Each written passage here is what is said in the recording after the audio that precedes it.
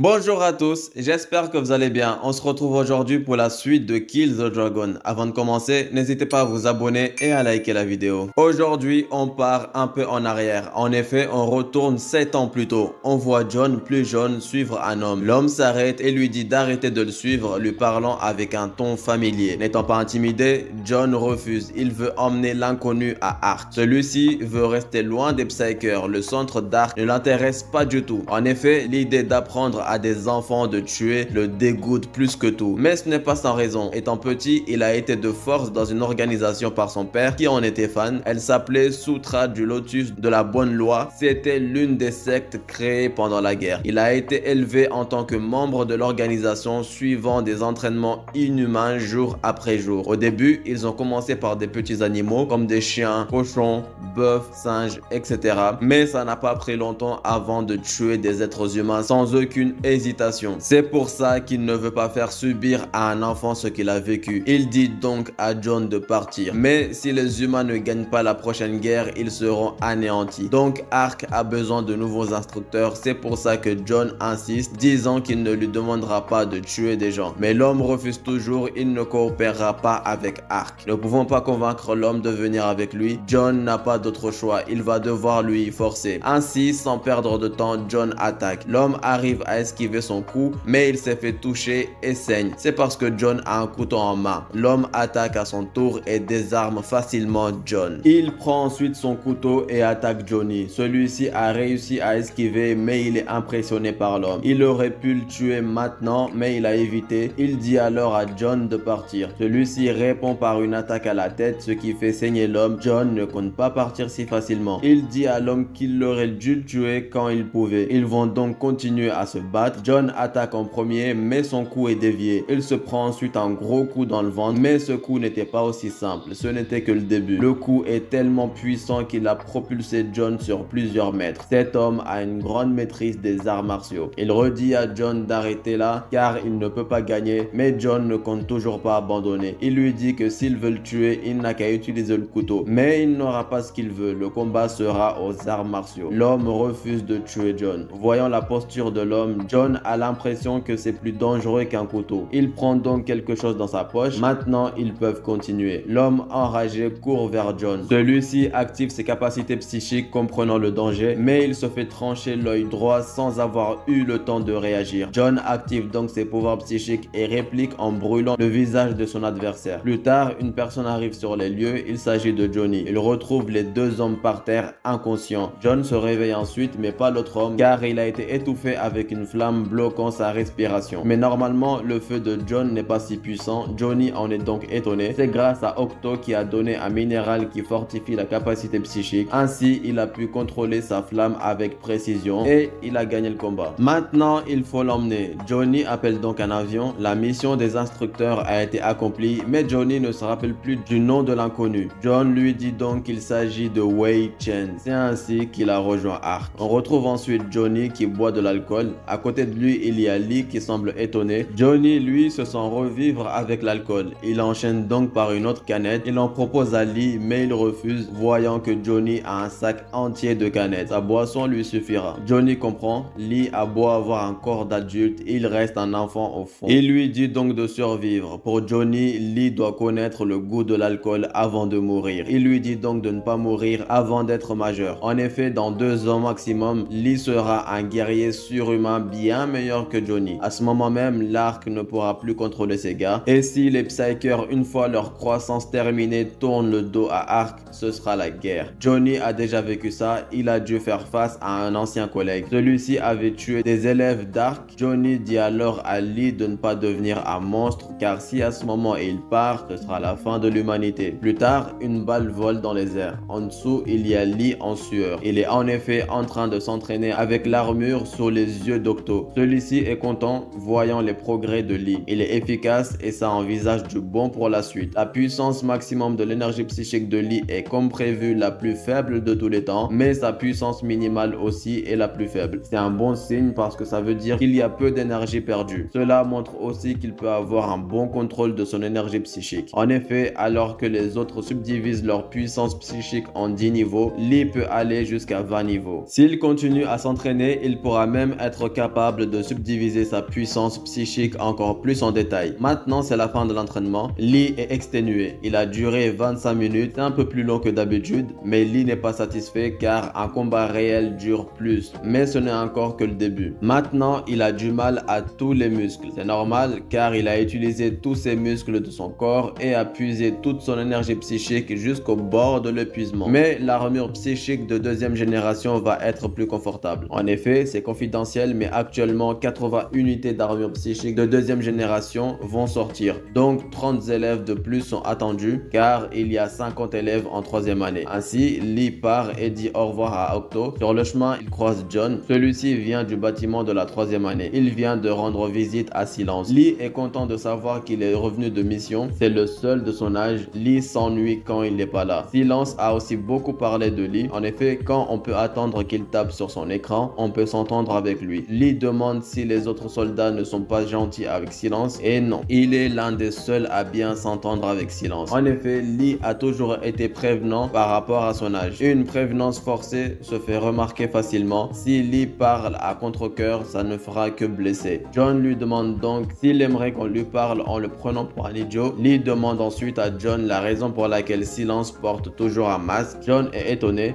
il pensait que Lee le savait. Il lui dit ensuite que ce n'est que pour le style. Quelques jours plus tard, Johnny se présente et accueille un nouveau. Il lui dit ensuite de le suivre pour voir à quoi ressemblent les bâtiments des troisième années. Le nouveau est Simon, il vient d'être promu. Sur le chemin, Johnny lui demande si c'est bien lui le génie dont tout le monde parle. Il a hâte de voir de quoi il est capable. Simon pense à avant, quand il était au centre de toute l'attention, car dès petit, il avait une bonne maîtrise de la télékinésie. Il était le génie que tout le monde aimait. Ainsi, il rejoint Arc grâce à ses capacités. En arrivant, il se faisait déjà remarquer. Simon était déterminé à être le meilleur. Une personne attire soudainement son attention. Il s'agit de Kuro qui pleure au milieu de tout le monde. Voyant Kuro dans cet état, Simon s'énerve, sachant qu'il est aussi Psyker. En effet, il ne peut pas l'accepter. Pris de colère, Simon frappe Kuro car il y a quelque chose encore plus dur à accepter. Qu'il le veuille ou non, Kuro a un meilleur niveau et Simon le sait. Récemment, Kuro s'est éveillé au rang S. Il s'agit du domaine des élus inaccessibles par entraînement ou formation. Cela a encore plus énervé Simon car Kuro ne faisait que pleurer quand Simon s'entraînait sans relâche. La nuit, au lieu de dormir, il continuait à s'entraîner pour rester un génie. On retrouve Lee et Silence autour d'une table. Ils ont une convocation d'urgence. Silence suppose qu'il s'agit d'une mission spéciale puisqu'ils sont ensemble. Une autre personne entre dans la pièce. Il s'agit du caporal Zai. Il s'assied et explique la situation. Lee sera le chef d'équipe. En effet, il manquait un chef d'équipe. Zai demande ensuite à Lee s'il connaît la fissure dimensionnelle de Tirana. Cela dit quelque chose à Lee. Tirana est la capitale de l'Albanie. Il y a eu une deuxième fissure dimensionnelle pendant la deuxième guerre. À l'époque, les humains n'ont pas réussi à bloquer la troupe de dragons. Donc l'Albanie et toute la péninsule des Balkans ont été détruits. Lee comprend que les sbires essayent d'ouvrir la fissure comme à Sinuiju. Mais la situation est pire. Les armées alliées qui gardaient la fissure ont été anéanties par les sbires. Donc le déploiement de la phase Fire 2 sera bientôt lancé. Tous les agents de combat de l'arc doivent se mettre en état d'alerte armée. Certains élus mages peuvent ouvrir le tunnel de distorsion. C'est pour ça que de nombreux sbires sans moyen de transport peuvent se déplacer en masse. Ainsi, les sbires continuent de croître en nombre même maintenant, comme s'ils étaient déterminés à ouvrir la porte dimensionnelle cette fois-ci. Les choses se déroulent beaucoup plus rapidement que prévu. En effet, il est possible que les vrais dragons apparaissent. De nouvelles personnes arrivent dans la pièce. Il s'agit de Johnny avec Simon qui est le dernier membre de l'équipe. Pas besoin de l'introduire, ils se connaissent déjà. En effet, Lee et Simon sont des adversaires. Dès le début, Lee a bloqué le chemin de Simon comme s'il lui était supérieur. Il a été son rempart. Depuis, Simon voue une haine envers Lee. Il veut être plus fort que lui. Maintenant que tout le monde est là, l'heure est au briefing sur la mission. Le but est de bloquer la fissure dimensionnelle à Tirana. 7 agents de la première génération à bord de l'armure psychique seront là en soutien. Cependant, le soutien aux forces terrestres sera limité à 3 unités maximum. Ils ne peuvent pas faire plus. S'ils échouent, le dragon apparaîtra et il faudra l'arrêter en armure psychique. Simon se rend compte de la situation et il est stressé. Lee, lui, est prêt. Il s'est entraîné pour ça. Il demande donc quand est-ce qu'il part. Johnny lui répond alors que la mission commence maintenant. À l'avant-poste de Tirana, à 20 km de la fissure, il y a la base des soldats. À l'intérieur, le chef montre une image satellite de la fissure, plusieurs boucliers psychiques ont été trouvés sur place. En effet, il est probable que les rites pour appeler des dragons soient en cours à l'intérieur de ces boucliers. L'armée aimerait tout régler en une seule attaque aérienne, mais avec de tels boucliers, même les missiles nucléaires ne feraient aucun effet. Ils sont dans une zone urbaine et les Grunts peuvent se cacher dans les tunnels souterrains, ce qui rendrait l'attaque aérienne impuissante. Les soldats écoutent attentivement et prennent la mission très au sérieux. Une fois le rapport fait, ils sortent dehors et Lee va faire un briefing à ses hommes. Les tanks sont sortis et vont entrer en action. Devant eux, il y a une armée de soldats Grunt enragés. Pendant que l'armée de l'Union se bat contre l'armée des sbires au front, chaque escouade va chercher un bouclier et éliminer les loumages qui s'y trouvent. Pendant ce temps, 7 armures psychiques sont en attente dans les airs. Ils pourront demander jusqu'à 3 armures en guise de soutien, mais seulement en dernier recours. Lee dit à ses hommes de tenir jusqu'au bout, même si ça implique des sacrifices de leur part. En effet, l'ennemi s'attend à ce qu'ils utilisent leurs armures psychiques très vite. Ainsi, le combat commence, des bombardements se font entendre. En effet, les soldats bombardent sans pitié les Grunts. Ces derniers meurent un à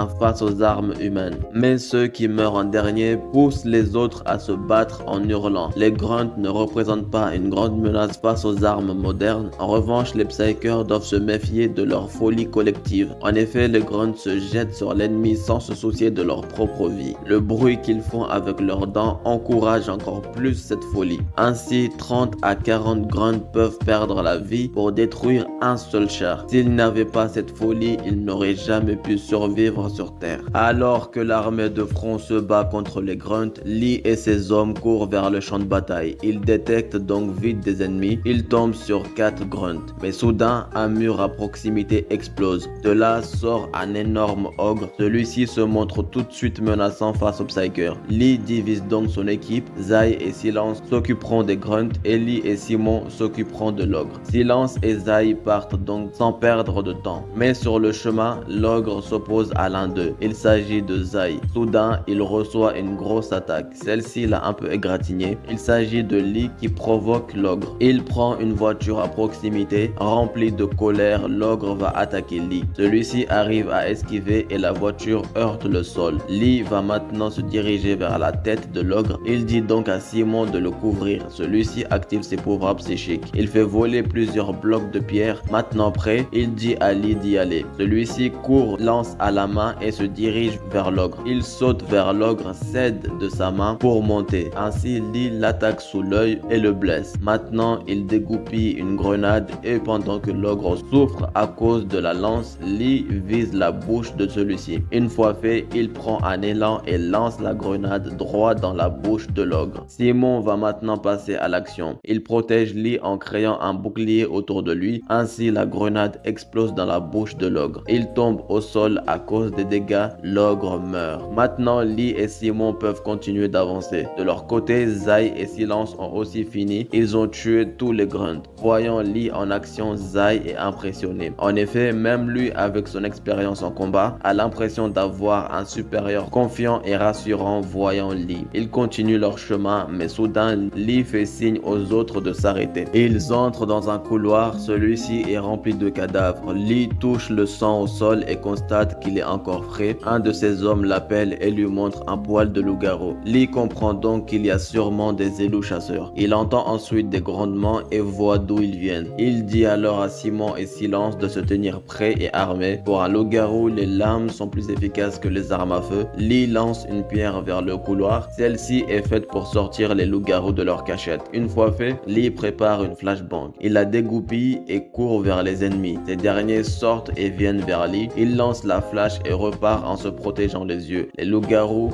voient la grenade s'approcher d'eux. Elle explose tout de suite à leurs pieds. Les loups voient maintenant tout flou. Mais le temps qu'ils retrouvent la vue, ils se font couper la tête. Ainsi, les loups-garous meurent. Mais un chasseur se trouve au-dessus des Psykers, armé, prêt à tirer. Lee dit à tout le monde de se coucher au sol et le chasseur tire sans hésitation. Simon prend un cadavre pour protéger tout le monde des flèches. Ainsi, personne n'est blessé. Silence n'est pas content, mais les vivants doivent continuer à vivre. Lee, lui, ne perd pas de temps et prépare une grenade. Zai lui dit qu'ils sont trop loin, l'ennemi va sûrement l'éviter, mais Lee charge la grenade de pouvoir psychique. Il la lance de toutes ses forces, celle-ci part à toute vitesse vers l'ennemi. Le chasseur remarque contre le projectile. Il essaye donc de fuir, mais la grenade est déjà proche de lui. Elle explose et le chasseur meurt. Lee a réussi et Silence le félicite. Zai ne s'y connaît pas en énergie psychique, mais comprend la prouesse de Lee et il n'est pas seul. En effet, Simon comprend la difficulté de ce que Lee vient de faire. Autour de la fissure, il y a plusieurs grunts armés, mais soudain une grenade explose au milieu. Ainsi, un des boucliers psychiques est explosé. Maintenant, les Psykers vont entrer en action. Zai est encore impressionné par Lee, il ne le reconnaît pas. Avant ça, Lee lui a dit de faire un piège avec des grenades. Les bruits qu'ils feront attireront les sbires et ils seront tués. Zai voit Lee devenir un soldat plus rapidement que les autres, mais ça lui fait mal au cœur car en effet Lee n'est qu'un enfant de 10 ans. Les grunts eux se mettent autour du bouclier qui reste pour le protéger. Lee dit à tout le monde sauf Silence de se frayer un chemin jusqu'au bouclier psychique. Pendant que les autres sécuriseront la voie de retour, Silence va entrer dans le bouclier et tuer les loumages. Ainsi sera sa mission. Tout le monde croit en lui. Il repense à un ancien souvenir où il était devant la télé. Il regardait un film sur un samouraï qui coupe la lune. Ainsi, étant blessé, ça l'aidait. Celui-ci l'a inspiré plus tard en tant que Psyker. En effet, la technique du samouraï était de fendre l'air et c'est ce que Silence compte faire. Les autres du groupe partent devant et Silence lui devient l'air grâce à sa capacité psychique. Ainsi, il fend l'air pour s'approcher en volant, contournant les sbires en bas. Silence arrive ainsi à se rapprocher de l'élumage et en un coup, il lui décapite la tête sans que celui-ci n'ait le temps de comprendre. Voyant l'élumage se faire tuer, les grunts s'énervent contre Silence. Celui-ci passe donc en mode sans pitié et commence à combattre tous les grunts. Il se ferait un chemin en les tuant et se place sur la tête d'un des grunts pour se propulser dans les airs. Il lâche en même temps plusieurs grenades. Ainsi, il pourra tous les éliminer.